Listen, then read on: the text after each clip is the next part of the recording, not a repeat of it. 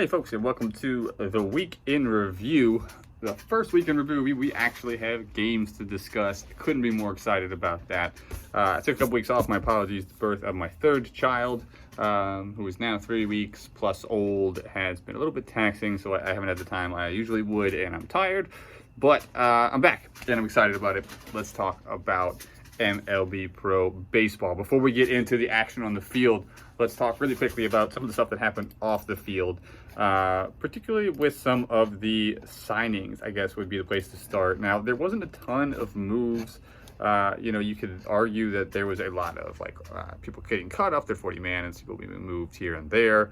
But the real only thing to talk about, unless I totally missed something, get rid of that. Unless I totally missed something, would be, I missed two. So there's two things to talk about, right? So let's start in the American League. And they're both in the American League anyway. Let's talk about the Twins, right? The Twins are a team that Anonymous GM and I discussed a little bit at length, talking about what they were going to be and what they should be and what they should be trying to be and all kinds of stuff. Well, they went out and they signed Carlos Romero, the best catcher that hit the free agent market in the history of the league, to my knowledge. The guy is very, very talented, right? In 100 games, he almost posted a 2 WAR at 12 home runs at 280 with 345 OBP last year in Pittsburgh. I was surprised they didn't bring him back to Pittsburgh, but that surprise sort of dwindles when you start to look at who they typically have behind the dish, and that's Devin Mesoraco, right? Now, he's older, but he's a very good ball player. He's still under contract for another couple of years to the tune of $14.5 million. So they couldn't really afford to pay Mesoraco $14.5, and I think at the time, he was asking, Carlos Romero was asking for somewhere around that same number. So the Pittsburgh had to let him go. I don't remember him being dangled that much as a trade piece, but, again, he's out there. He's out there all offseason, finally signs right before the season starts.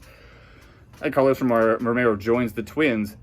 Mind you, he joins the Twins as the oldest catcher on the team, on a team that already has two very good catchers in Chad Howard and Michael Perez, guys that have been with the Major League club for years, and they're both good defensively, they're both good offensively. To me, this is a signing of opportunity for Rocky and the Twins.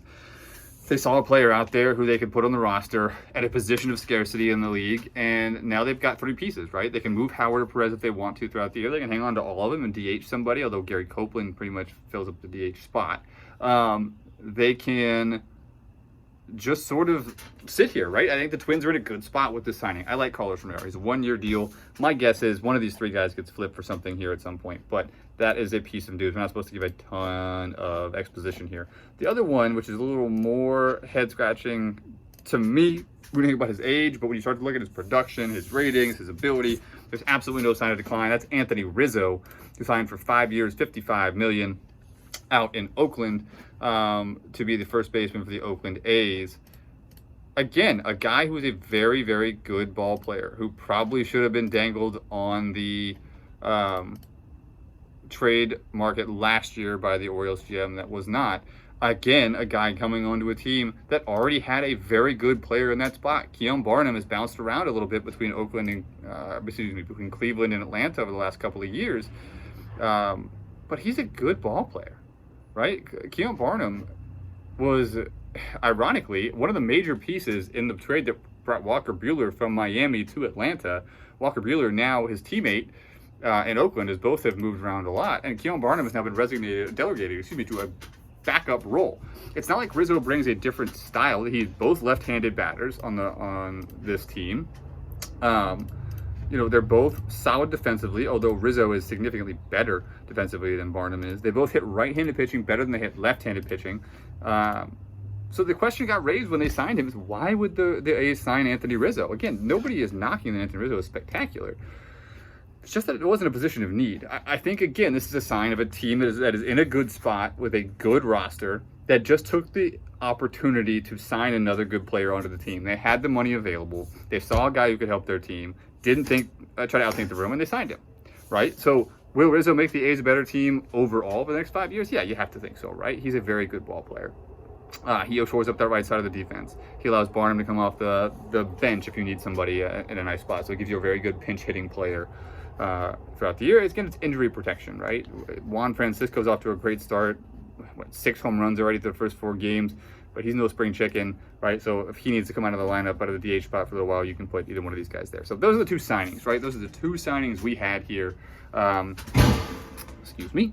That were noteworthy. Again, both signings with teams that did not need to make the signing, that did it from position of strength, did it with excess funds, and did it with a potential eye. And in Minnesota's move, I think they did it with a potential eye on a move later on.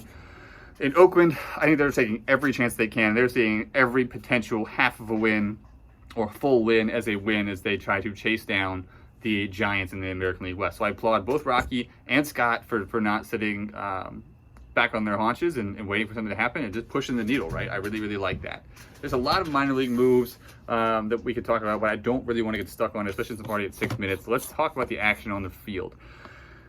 Currently, we will run through this very quickly. The Blue Jays, Tigers, Mariners, Nationals, Cardinals, and Rockies are all leading their respective divisions with the 4 teams remaining without a loss, being the Colorado Rockies at 4-0 after a 4-game sweep of the Dodgers, if I'm not mistaken. I could be wrong about that. The Nationals and the Marlins, both at 3-0 atop the National League East. The Nationals coming off of a 3-game sweep of the Mets, which is really, really impressive, and we'll get into that in a second. And the Marlins coming off of what did they just sweep? 3-game sweep of the Rays. All close games, less impressive. Not that the Rays aren't a fun team, but they're not supposed to be winning the National League East. And then sorry, who did I say? Oh, and the Mariners, right? We expected the Mariners to win. The Mariners have a legitimate shot to go 182-0 this year. They're absolutely ridiculous. Mark Baker's already got 3 home runs. Marco Cabanas is off to a spectacular start. They're 3-0 with the fact that 3 guys in this lineup are hitting 100 already. It's because Danny Hultzen, 1.13 ERA, Mark Appel, 1.69 ERA, and Justin Hooper didn't give up a run. So their top 3 guys did exactly what they were supposed to do as they swept the Giants 4-1, 2-1, 11-0. Again, not a real impressive team. They get a more challenging look at a team here as they take on the Chicago White Sox now, another American League contender who just lost 3 of 4 to the Angels. No harm there. God, it's a brutal start to a schedule for John Hodges. But what's interesting here, right, is that, again, let's not play Panic Baseball. I think maybe we'll do a podcast later this week. Let's Panic about the first week. But the Mets are 0-3, right? Did anybody expect the Mets to start 0-3? Nope. They're no panic yet. Matt Dandecker, no hits on the season. Josh Wilcox, a perennial MVP candidate. He's a Silver Slugger a couple of years. He won an MVP in 2018. He was an All-Star last year. He's hitting 154. Hasn't even done an RBI yet. Kyle Radatz, the bullpen he's only 5'9". The bullpen to starting rotation experiment was not great, right? In his first start, he went 3 innings, gave up 8 hits, 6 runs, no home runs, which is a good sign, but did walk 2. He had a 571 BABIP, which is not going to be sustainable, but man, not a great start for Radatz coming off an injury-riddled season, trying to convert to a starter. And Alberto Vega, who is just ridiculous, also got lit up. So with Vega, Lincecum, and Radatz are going to have all ERAs over 6 for the rest of the year? No. But if you're the Mets, you don't love starting this way. The good news for them is this division sucks, and they could lose the first 10 games and still come back and win the division by 20 games. But it's not what you were hoping to see, right? The Rockies, they're exactly what we were thinking for now. So anyway, god damn, Hideki Abe's hitting 588. So let's see, Felicio Roxa hitting 500. Sergio Brady hitting 375. Thanks, Dodgers. 10 runs, 19 runs, 6 runs, 12 runs. The Rockies just put on a show against the Dodgers as they swept them in 4 games. Anyway, that's the week that was. The week that is our first full week of baseball. We will have a hell of a lot better picture. Still really early, so I wouldn't get too excited about it, but a much better picture of what this league really looks like next Monday. I will see you all then. Make some goddamn trades so I can have stuff to talk about. Bye.